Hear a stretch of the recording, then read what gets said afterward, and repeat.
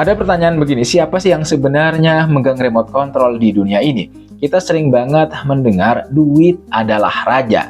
Siapa punya modal, dia yang berkuasa. Nggak salah sih, tapi saya mau bilang di era digital yang serba riuh seperti sekarang, ada satu senjata lain yang lebih ampuh, lebih subtle, tapi dampaknya bisa ngalahin tumpukan emas sekalipun.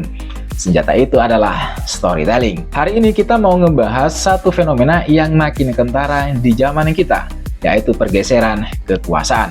Bukan lagi melulu soal siapa yang punya aset paling banyak atau rekening paling gendut, tapi siapa yang paling lihai merangkai kata, membangun narasi, dan menyentuh hati melalui cerita. Yap, kita akan dalami kenapa orang yang berkuasa di era sekarang itu seringkali bukanlah mereka yang punya uang paling banyak, tapi mereka yang paling jago storytelling. Coba kita flashback sedikit. Dulu, kalau kita ngomongin soal kekuasaan, gambaran yang muncul itu pasti nggak jauh-jauh dari raja dengan istana megahnya, tuan tanah dengan hektaran lahannya, atau konglomerat dengan deretan pabriknya. Tidak jauh-jauh dari sana. Uang dan aset fisik itu jadi simbol dominasi yang sangat-sangat jelas. Dengan uang kalian bisa beli loyalitas. Dengan uang kalian juga bisa bangun infrastruktur.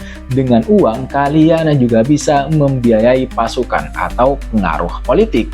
Itu model kekuasaan yang tangible, yang bisa dihitung, yang bisa dilihat. Dan ya, sampai sekarang pun model ini itu masih ada efeknya. Kita nggak bisa nutup mata kalau duit itu masih jadi pelumas penting dalam banyak aspek kehidupan kita, kehidupan manusia. Tapi sadar nggak sih, ada yang mulai bergeser. Di dunia yang makin terkoneksi, di mana informasi mengalir deras kayak air bah, punya duit banyak tuh nggak otomatis bikin kalian jadi suara yang paling didengar atau paling dipercaya. Kenapa? Kita sekarang hidup di attention economy, ekonomi perhatian. Setiap hari kita dibombardir ribuan bahkan jutaan pesan, notifikasi dari HP itu nggak berhenti bunyi. Timeline media sosial itu nggak ada habisnya di scroll. Iklan nongol di mana-mana. Di tengah kebisingan ini, perhatian jadi komoditas yang super langka dan berharga. Kalian bisa aja punya budget iklan triliunan, tapi kalau pesan kalian nggak nendang, nggak nyantol, ya bakal tenggelam aja gitu ya di antara jutaan konten yang lain. Orang udah punya semacam filter alami buat nolak informasi yang dianggap nggak relevan atau ngebosenin. Dulu mungkin kalian bisa beli perhatian dengan cara pasang iklan di TV primetime atau halaman depan koran. Sekarang, orang udah bisa skip iklan YouTube, pasang ad blocker, atau milih buat nonton Netflix yang bebas iklan. Jadi, membeli perhatian itu udah semakin susah dan makin mahal, dan belum tentu efektif juga. Nah, disinilah storytelling muncul sebagai cheat code, sebagai jurus sakti buat nembus benteng pertahanan perhatian kita, perhatian manusia. Kenapa sih cerita se-powerful itu? Jadi gini, manusia itu makhluk naratif. Sejak awal peradaban, cerita itu udah jadi cara kita untuk memahami dunia yang luas ini, ngasih makna ke pengalaman, dan kemudian juga ngajarin nilai-nilai. Otak kita itu udah wired buat nyerap dan ingat informasi lebih baik kalau disajiin dalam bentuk narasi. Kalian lebih ingat alur film Avengers Endgame daripada rumus fisika pas SMA kan? Pasti, iya kan? Nah, itu yang pertama. Yang kedua, cerita itu membangun koneksi emosional. Angka, data, fakta itu penting buat argumen logis. Tapi yang benar-benar menggerakkan manusia itu emosinya. Cerita yang bagus itu bisa bikin kita ketawa, nangis, marah, terinspirasi, atau ngerasa jadi bagian dari sesuatu yang lebih besar. Koneksi emosional inilah yang membangun kepercayaan dan loyalitas jangka panjang. Sesuatu yang nggak bisa dibeli cuma pakai duit, pakai cuan. Yang ketiga, cerita itu menyederhanakan kompleksitas. Dunia ini kan makin kompleks ya. isu politik, teknologi baru, krisis global. Nah, storytelling yang baik itu bisa nge-breakdown ide-ide rumit jadi sesuatu yang lebih mudah, lebih gampang dicerna, lebih relatable, dan lebih diingat. Daripada ngejelasin data statistik perubahan iklim yang ngejelimet, yang rumit, cerita tentang satu keluarga nelayan yang hidupnya terdampak langsung itu jauh lebih ngena. Kemudian yang keempat, cerita itu menciptakan identitas dan komunitas. Lewat cerita, kita bisa ngerasa jadi bagian dari sebuah suku atau komunitas yang punya nilai dan tujuan yang sama, menjadi bagian dari sebuah identitas sosial. Brand-brand yang jago storytelling, mereka nggak cuma jual produk, tapi juga jual identitas. Kalau kalian pakai produk ini, kalian adalah bagian dari kami. Orang-orang yang keren, peduli, atau inovatif itu bagian dari identitas tertentu. Sekarang udah kayak gitu mainnya. Jadi kalau kalian beli brand tertentu, kalian menjadi bagian dari komunitas brand itu. Maka ini juga bisa menaikkan kelas sosial. Sekarang coba kita lihat contoh-contoh nyata gimana para master storyteller itu bisa punya pengaruh yang luar biasa. Kadang bahkan ngalahin mereka yang cuma ngandelin duit. Pertama ada Elon Musk. Dia bukan cuma CEO Tesla atau SpaceX. Dia adalah seorang storyteller ulung. Dia nggak cuma jual mobil listrik atau roket, tapi dia juga jual cerita tentang masa depan umat manusia, tentang kolonialisasi Mars, tentang energi bersih. Cerita-cerita inilah yang bikin valuasi perusahaannya meroket naik, narik talenta terbaik, dan punya jutaan fans fanatik. Duitnya banyak? Iya, betul. Tapi kekuatan narasinya itu yang bikin dia jadi ikon global. Kemudian ada Greta Thunberg, seorang remaja dari Swedia. Nggak punya backing korporasi raksasa, nggak punya budget marketing miliaran. Modalnya apa? Keberanian dan kemampuan buat nyeritain krisis iklim dengan cara yang polos, dengan cara yang jujur, tapi nancep banget. Dia berhasil gerakin jutaan anak muda di seluruh dunia buat turun ke jalan. Itu kekuatan narasi personal yang sangat-sangat otentik. Berikutnya ada juga para konten kreator sukses seperti YouTuber, podcaster, atau influencer. Banyak dari mereka yang memulai dari nol, bahkan minus, dari kamar tidur, modal kamera HP. Tapi karena mereka konsisten ngebangun cerita, entah itu daily life, review jujur, tutorial bermanfaat, atau komedi yang relatable, akhirnya ya mereka bisa ngumpulin jutaan pengikut. Pengikut ini yang kemudian jadi pasar yang bisa dimonetisasi. Lewat apa? Lewat endorse, merch, atau produk-produk sendiri. Kekuatan mereka itu bukan di modal awal, tapi di kemampuan mereka untuk terkoneksi dengan audiens lewat cerita, lewat story. Kemudian ada juga politisi karismatik. Sejarah mencatat pemimpin-pemimpin besar itu biasanya juga orator dan storyteller yang hebat luar biasa.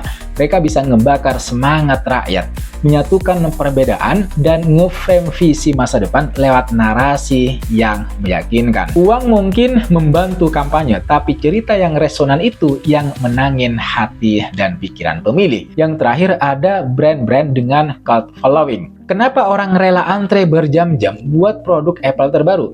Kenapa ada komunitas Harley Davidson yang solid banget?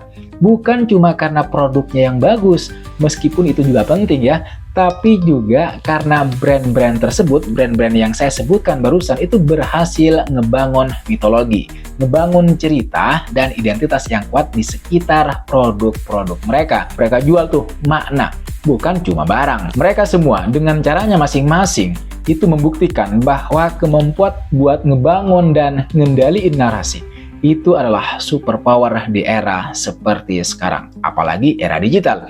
Mereka bisa ngubah persepsi, gerakin massa, ngebangun loyalitas, dan akhirnya ya sering juga ngasilin banyak uang sebagai by-productnya. Bahkan bisa ngasilin duit lebih dari 100 juta per bulan. Sekali lagi, kalian bisa dapetin cuan ratusan juta dari skill storytelling doang. Jadi maksud lo duit itu udah nggak penting lagi cuy hari ini. Eits, jangan salah tangkep, duit itu tetap penting. Saya ulangi, tetap penting. Duit itu energi, duit itu alat, duit itu bisa ngasih kita pilihan dan kebebasan. Tapi yang mau saya tekanin adalah duit itu nggak cukup. punya duit segunung tapi nggak bisa ngomong, nggak bisa ngeyakinin orang, nggak bisa nginspirasi, ya pengaruh kalian ya bakal terbatas banget. Kalian mungkin bisa beli sesuatu, tapi kalian nggak bisa memimpin atau menggerakkan dalam arti yang sesungguhnya kalian hanya punya uang, hanya bisa beli. Selain itu, yang lebih penting adalah storytelling yang kuat itu bisa menghasilkan duit, cuan. Ini yang seru. Kalau kalian jago cerita, kalian bisa narik investor buat ide bisnis kalian. Kalian bisa membangun brand yang disukai banyak orang dan akhirnya produk kalian laku keras. Kalian dapat cuan banyak. Kalian bisa jadi influencer yang dibayar mahal buat satu postingan aja. Jadi cerita itu bisa jadi mesin buat ngedapetin sumber daya termasuk uang. Yang terakhir harus saya katakan dengan tegas, pengaruh dari storytelling itu lebih sustainable. Kekuatan yang cuma didasari duit itu rapuh. Begitu duitnya hilang ya kuasanya juga bisa ambiar gitu, hilang juga. Tapi pengaruh yang dibangun lewat cerita yang mengakar, lewat nilai-nilai yang ditanamkan, itu cenderung lebih awet. Orang akan terus ingat cerita yang ngubah hidup mereka lama setelah mereka lupa berapa harga barang yang mereka beli. Fenomena semacam ini itu semakin kuat sekarang karena beberapa faktor, mulai dari demokratisasi media, generasi yang haus akan makna, hingga kelebihan informasi tapi defisit kepercayaan. Sekarang itu orang makin selektif mau percaya sama siapa. Makanya cerita yang otentik, cerita yang transparan dan konsisten itu jadi kunci buat ngebangun kepercayaan itu. Oke, jadi apa pelajaran yang bisa kita ambil dari semua ini teman-teman? Kalau kalian pengen punya pengaruh, pengen ide kalian didengerin, pengen bisnis kalian berkembang pesat, pengen karir kalian menanjak, atau bahkan pengen ngubah dunia sekecil apapun skalanya, maka asahlah kemampuan storytelling kalian. Ini bukan cuma buat penulis atau marketer, ini buat semua orang. Seorang ilmuwan perlu cerita buat ngejelasin penemuannya biar dapat funding. Seorang guru perlu cerita buat bikin pelajaran jadi menarik. Seorang karyawan perlu cerita buat ngeyakinin bos soal ide briliannya. Bahkan dalam hubungan personal, kemampuan cerita yang baik itu bikin kita jadi pribadi yang lebih menarik dan nyambung. Gimana caranya? Baca yang banyak, tonton yang banyak, dengar yang banyak. Perhatiin gimana para master melakukannya. Pahami audiens kalian, siapa yang kalian ajak ngomong, apa yang mereka peduliin. Temukan angle unik kalian. Apa cerita yang cuma kalian yang bisa ngasih, yang bisa kalian sediain buat mereka. Latihan, latihan, latihan. Tulis, ngomong, rekam. Jangan takut salah, jadilah otentik dan jujur. Karena cerita yang paling kuat adalah cerita yang datang dari hati. Nah, sekarang tantangan buat kalian semua. Coba pikirin cerita apa yang pengen kalian bagi ke dunia. Cerita apa yang bisa bikin perbedaan. Mulai dari hal kecil, mulai dari sekarang. Karena suara kalian, cerita kalian itu penting. Gimana menurut kalian? Apakah duit masih jadi satu-satunya penguasa? Atau kalian setuju kalau storytelling itu punya peran yang makin krusial? Tulis pendapat kalian di kolom komentar di bawah. Kita nanti diskusi di sana. Jangan lupa buat like video ini dan share ke teman-teman kalian yang juga merasa perlu pencerahan seperti ini. Dan pastinya subscribe biar kita bisa terus belajar bareng. Saya Latifianto, pamit undur diri. Jangan lupa like, komen, dan subscribe. Nyalakan notifnya. I'll see you pada next video.